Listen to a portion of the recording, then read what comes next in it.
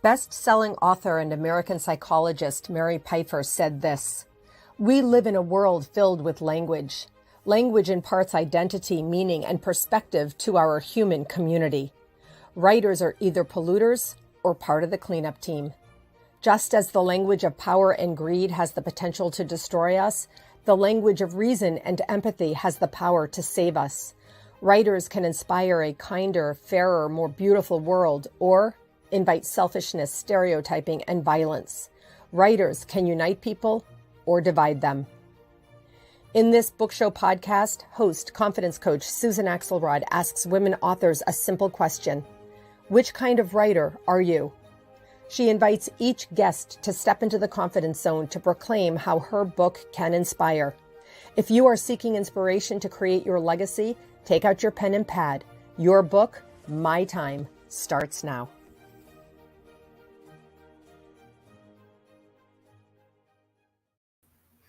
Hello, friends. Welcome to this inaugural episode that I'm calling Authors Who Inspire. I have a regular book show podcast called Your Book, My Time, and this is going to be a segment of that podcast. Sometimes authors are not able to come and do a full 30-minute podcast discussion with me, and I couldn't be more delighted than to give multiple authors in one episode an opportunity to share a seminal message from their book. This episode is special indeed today. We will be talking with three people who have all participated in a book that I'm calling A Book for Our Time. The book is called Voices 19, Their Legacies Live On. And I am delighted to bring on my first guest today. Brenda Cortez is the publisher of BC Publishing, and she is the person who brought together this book called Voices 19. Brenda, honestly, I want to thank you for taking time to join me on this show today. I want to thank you for your inspiration to really help several people share the legacies of their loved ones lost to COVID. Welcome to the show. Hi, Susan. Can you hear me? I can hear you, yes. Okay, because I'm having a hard time. I can't hear you all of a sudden. Okay. I'll tell you what we're going to do. We're going to go to Bert Foreman, and you're going to check your microphone and see if it works. All right. Hi, Bert. Hi, Susan. How are you? I'm well, thank you. When you are in the online world, as we say, tech happens. Yes, it does. And so we'll see if Brenda can fix the mic situation. Bert, I want to say the same to you. I want to thank you for joining us today, for taking the time to be here, and for sharing your story in the Voices 19 book. I'm so happy. I've watched your videos, so I know a little of your story, but I'm so happy to give you this opportunity to share whatever message you want to share about this important book of our time. Sure. Well, again, thank you so much, Susan, for the opportunity, and a big thank you to both Brenda and Jean for the invite. You mentioned the videos that I have out there. That's what got me to this point. I believe Jean actually saw them first. And then she approached me with this opportunity, and it's one of those things where you get the call and you get the message on Facebook, and you think, well, is this real? Yep. But it turned out been there, done that, Bert. And it turned out to be actually very real and an opportunity that I'm very thankful for. So I am again beyond honored to be a part of Voices 19. When I first heard about the project and the meaning behind the book, I was immediately in. The beautiful thing about this is it really gives light to the true meaning of everything that we've been going through the last few years. The beautiful thing from my perspective, at least, it's not a political stance, and if anyone's thinking, here we go with another, political rhetoric. That it's not that at all. It's quite frankly the meaning again behind everything, and the true faces of the virus, if you will.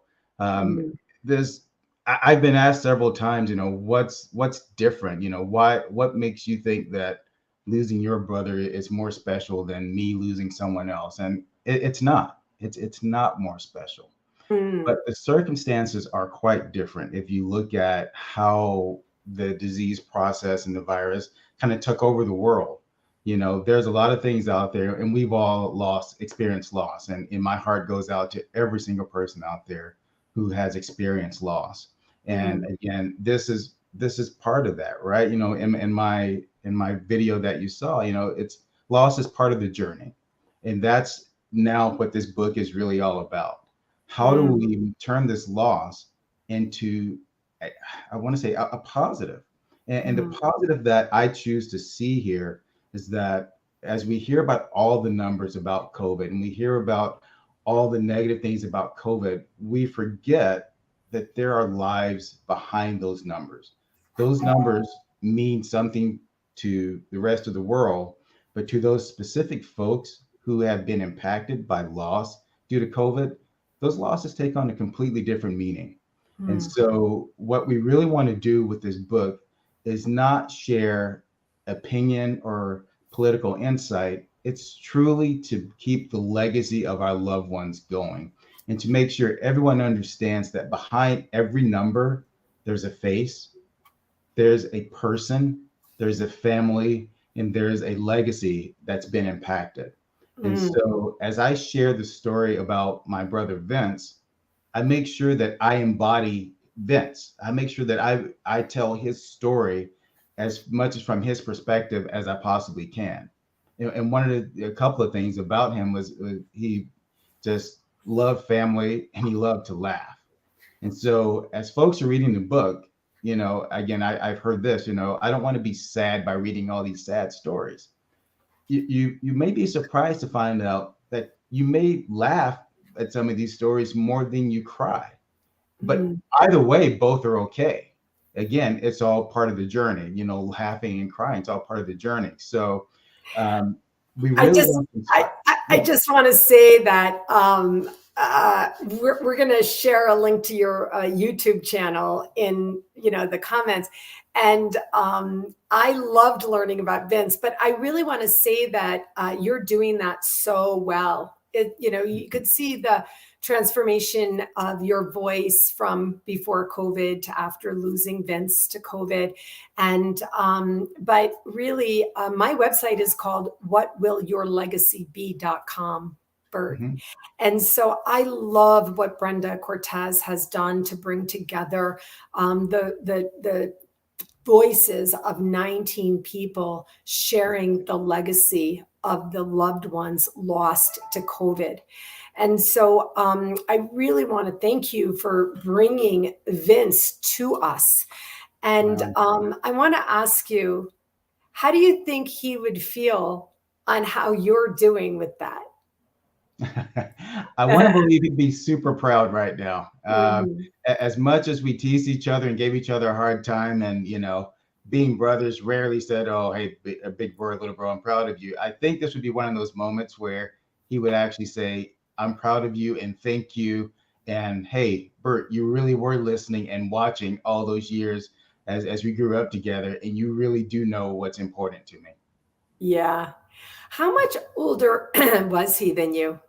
He was 3 years older than I. Okay, 3 years, because you never quite did say that. I didn't hear it in any of the videos, but I could see he was much taller than you. Yes. So in your pictures that you also share. Now tell us, do you have nieces and nephews? Does Vince have children? He does. Growing up, Vince was he was an old man before the age of 12. He always wanted a family. And I shared this with some folks. He always talked about having daughters, and that's what he had. He had daughters growing up. As he got older, he had 3 daughters who just, he just loved to death. And he had 3, I'm trying to count six grandkids. I think I'm missing. Oh, Yeah. So, and again, loved them all. And mm, so he was definitely all about family and just, wanted to make sure that, he instilled the decency in them as well. And so they can continue on. oh, so beautiful. I have Yeah. two daughters. I went to a girls' camp, a women's college, and I speak directly to women.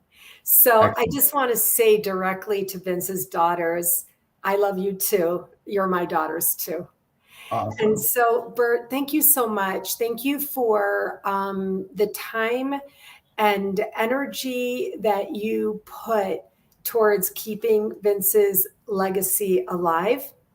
He will be remembered by all of us who are listening, watching this podcast today, and for all time, as it will be recorded on my YouTube channel, your YouTube channel, and on Transformation Talk Radio. Bert, we are going to be seeing more of each other. So I want to thank you so much for joining me today, and I'll look forward to seeing you again. Thank you, Susan. Really appreciate everything you're doing as well. Take good care. You too. Take care. Bye-bye. Bye-bye. Jean Sime, I am so delighted to have you here with me today. I know that you are another contributor to this important book of our time called Voices 19, Their Legacies Live On. And I want to invite you to share with us the legacy of whom you lost during COVID. Well, thank you, Susan, so much for inviting us today. And our message is very, very important to get out there. I wrote about my sister, Vivian. I'm going to try not to cry. Yeah, it's okay. Before we started, when I was speaking to my guests, I said to them, this is true. I just said to them, we may cry today. How could we not cry today? And so I know that the tears that come up is really just our soul speaking. So you go right ahead and cry, Jean, and don't worry about it one little bit. Okay, I'm going to try and be strong. So I lost my sister, Vivian. She was a healthcare worker and worked in the emergency department. She was from New Jersey, and I lost her right at the peak of the pandemic here on the East Coast in April of 2020. She was amazing, still is. My message about this book is that by the 19 of us being a part of this special project does not mean that our loved ones were any more important than anyone else that's lost to COVID. This book is for anyone who's lost someone to this virus. This loss is very, very different than any other loss, any other grief. I'm going to speak in my situation. It was the peak of the pandemic. We had no chance to say goodbye. We could not be in the hospital with them. I had to FaceTime my sister with my family, and it was after we lost her. We were able to have a 30-minute service with 10 of our closest family members and friends.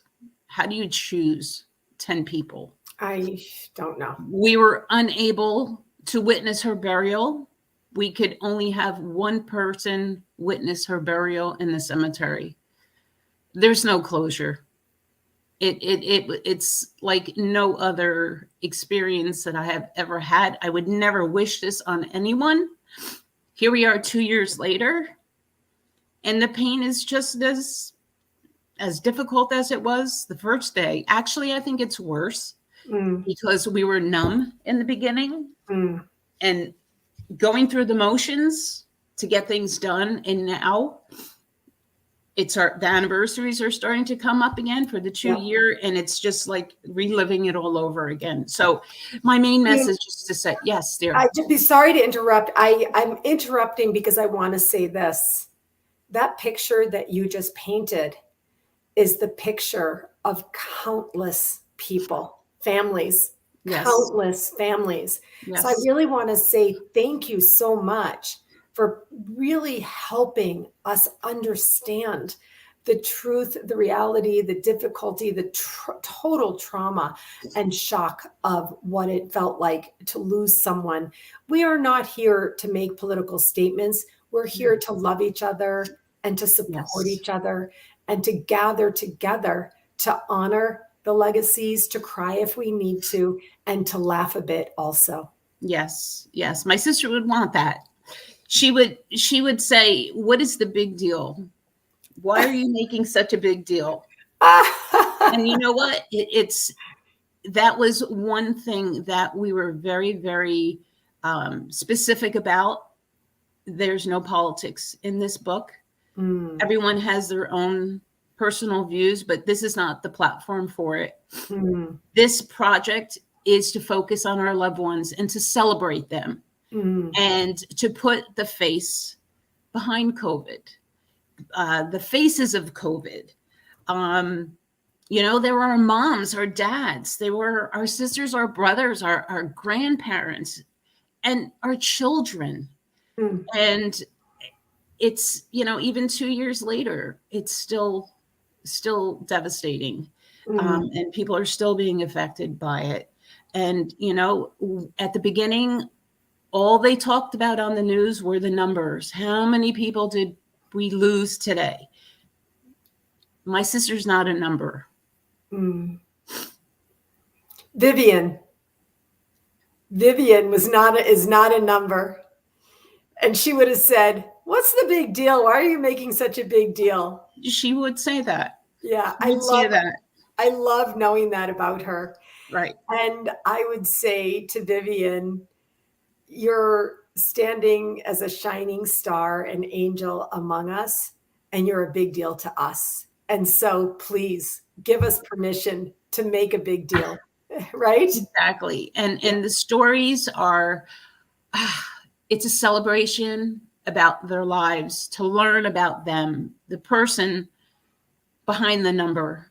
And again, they were our loved ones and they will never be forgotten. And this is an opportunity for us to be a part of history, to have their legacies to be a part of history, to have their stories on paper that will last forever and ever, just like the love that we have.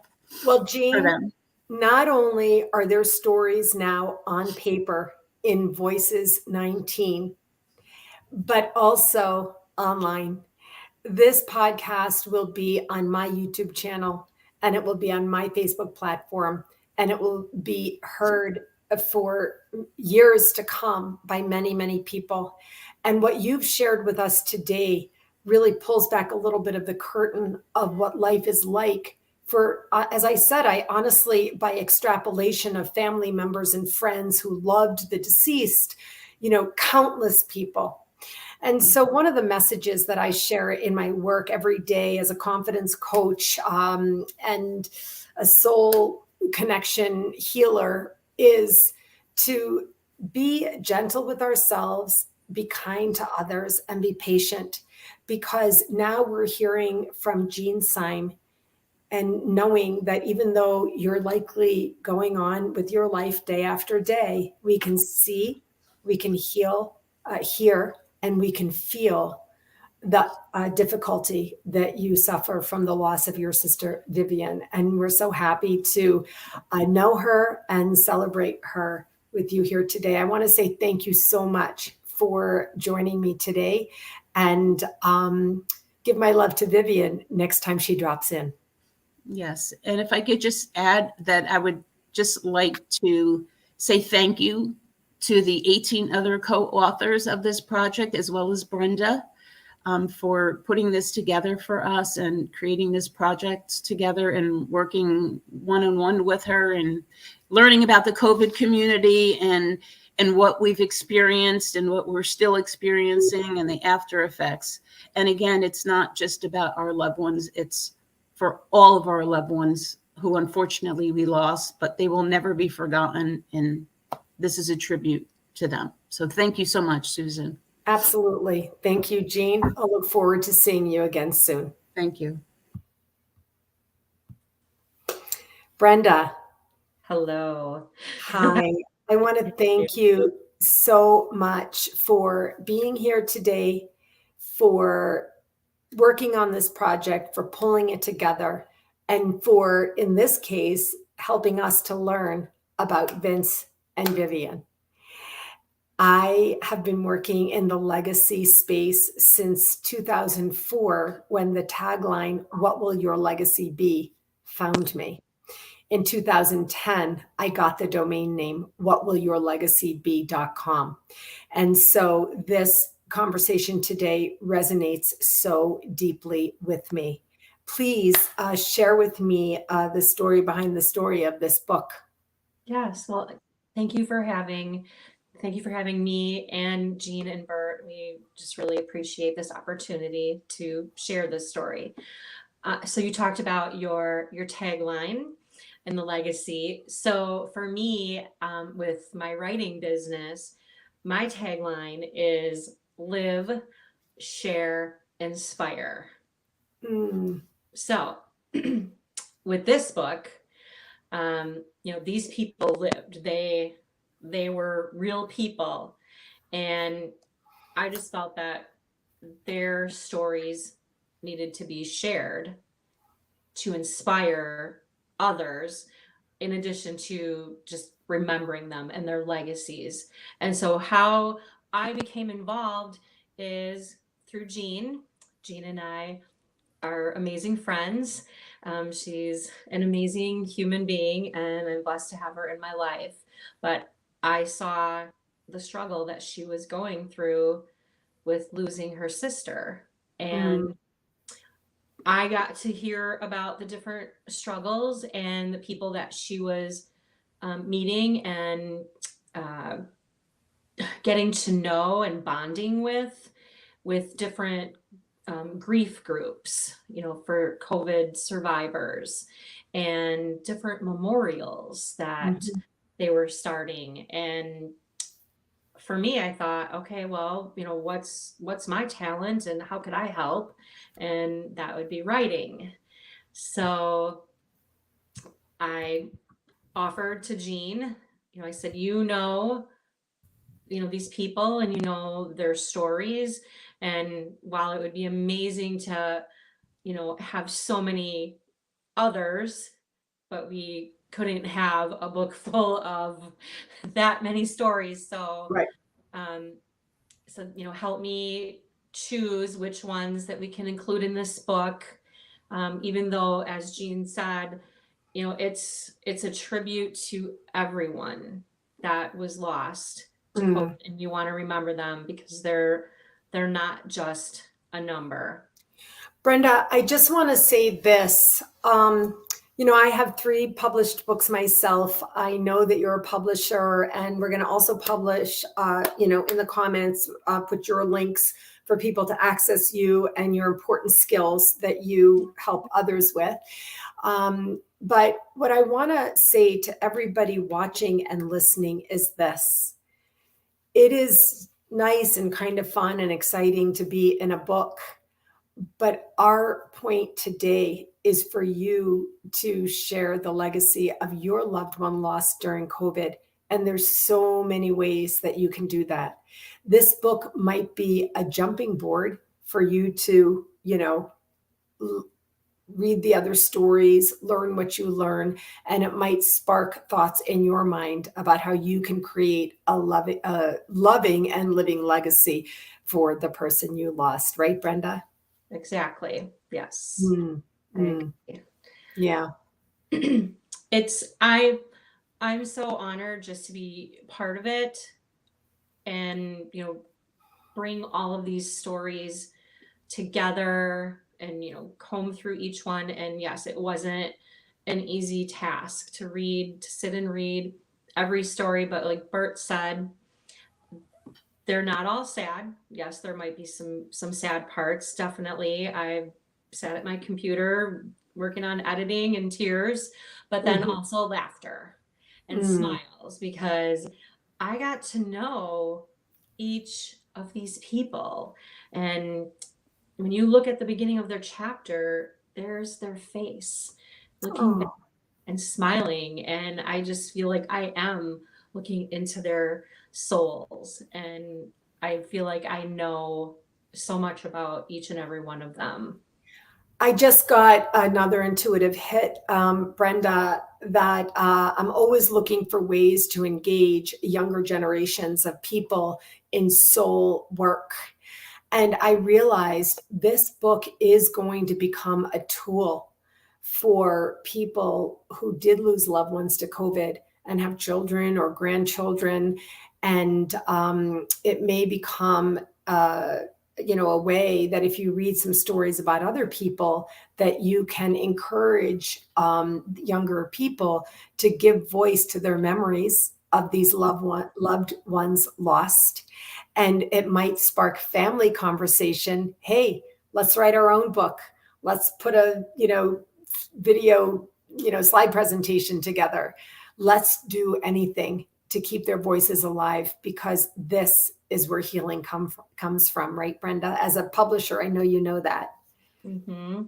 The written word can be extremely healing. And that was another thing that I hoped for all of these chapter authors, was I hope that by writing this story and their legacy, that it would bring them comfort and healing in this process. It's really, honestly, a book for our time, Brenda. There was a time in early 2021 that I knew that the 1-year anniversary from when it all started, was going to hit us. And I talked a lot about COVID blessings, that there were blessings in COVID as well. It's hard to find a blessing in the loss of a loved one to COVID. I hope that the authors, the 19 writers who shared their loved ones' stories, found some blessing in being able to write it out and work under your tutelage to put it together. Brenda, when is this book coming out? It's not quite out yet, right? No, we're just finalizing all of the final proofreading. So we're looking at, and we should have our exact date in the next few days, but right now we're looking at the 3rd or the final week in April.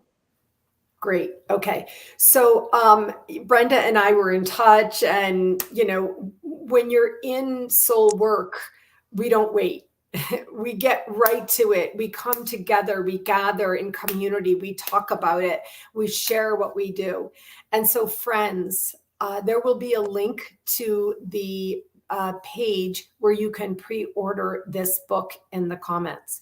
And I invite you to realize the opportunity that this important book offers you to bring forth your own grief, if that's what it does, or to think about how you want to remember a loved one you might have lost, to write your own legacy stories. There's so many ways this beautiful work can be used. And I urge and encourage you to click on that landing page, pre-order a copy, and understand that while you're also supporting the writers, you're also buying a tool to support your own soul journey.